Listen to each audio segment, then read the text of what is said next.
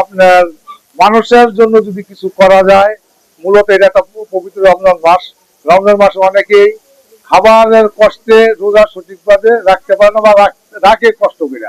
তো যদি আমাদের একটু সহযোগিতা, যদি মানুষ যদি তৃপ্তি সহকারে খাওয়া দাওয়া করে যদি আল্লাহর ইবাদত সন্তুষ্টি কামনা করে যদি রাখতে পারে, এটাই আমাদের জন্য লোক পাওয়া। তাদের যদি সামান্য আমাদের পক্ষ থেকে যদি কিছু করতে পারি।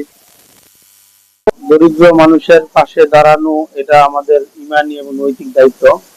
সমাজে আল্লাহ রাব্বুল আলামিন পবিত্র কোরআনে বলেন, ওয়াফি আমওয়ালিহিম হাক্কুল লিসাইল ওয়াল মাহরুম, যে ধনী যারা সমাজের মধ্যে সম্পদশালী, তাদের সম্পদের মধ্যে যারা দরিদ্র, তাদের হক আছে।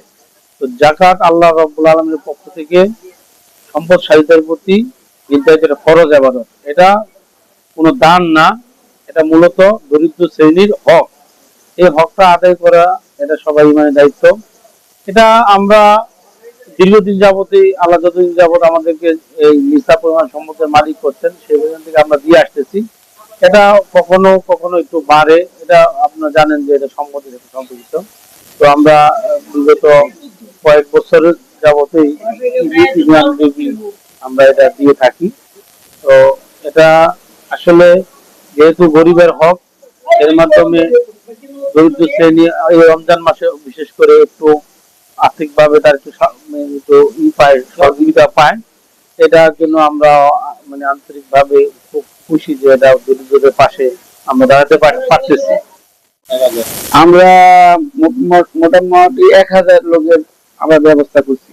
আমরা প্রায় আমরা দিই, নতুন না, বিগত কয়েক বছর যাবত আমরা দিচ্ছি।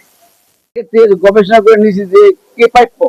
এই আমাদের তো অনেক দিনে জমি 5000 লোকের ইউনিয়ন লেভেলে আমাদের লাগবে, কিন্তু আমরা এর মাঝেই যাচাই বাছাই করে দেখা যায় কাকে দেওয়া যায়।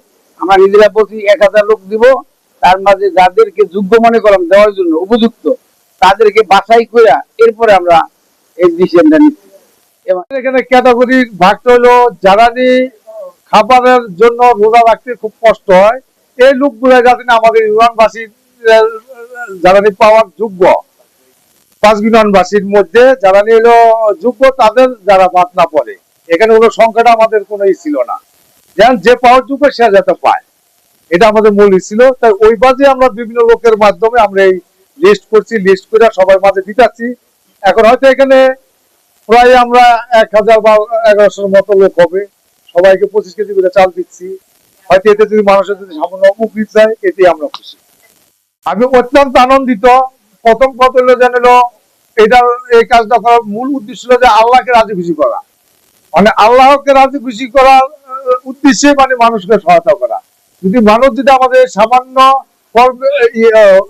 কর্মে যদি তারা যদি উপকৃত হয়, তাহলে আল্লাহ রাজি খুশি দেয়। এটি আমরা সবাই আল্লাহর কাছে কৃতজ্ঞতা এবং মানুষের কাছে আমরা দোয়া প্রার্থনা করতেছি, যাতে তাদের উপকৃত হয়, আমাদের জন্য দোয়া করবে এবং আগামীতে যেন এর চেয়ে আরো ভালো, আরো অধিক মানুষকে যেন এর চেয়ে আরো ভালোভাবে আমরা সহায়তা পরপর যতদিন আল্লাহ হাত দেওয়াজ করে, যাতে মানুষের পাশে থাকতে পারি, করতে পারি।